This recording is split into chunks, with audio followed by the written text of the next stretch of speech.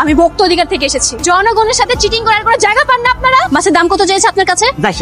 মিথ্যা কথা কইবা, মিথ্যা কথা। 800 টাকার মাছ আমার কাছে 800 টাকা চাইছে। 400 টাকার মাছ 800 টাকা? উনাদের তো মিনিমাম 10 বছরের জেল হওয়া উচিত। আজিজ সাহেব, উনাকে 5000 টাকা জরিমানা করুন। ম্যাডাম ভুলে গেছে ম্যাডাম, মাফ করে দেন ম্যাডাম, আমি আর জীবনে এটি করবো না ম্যাডাম। 15000, কি কইতাছেন? এইটা মামলা দিলে তো আমার ব্যবসা টাং উঠে যাইবো গা ম্যাডাম। 25000 টাকা।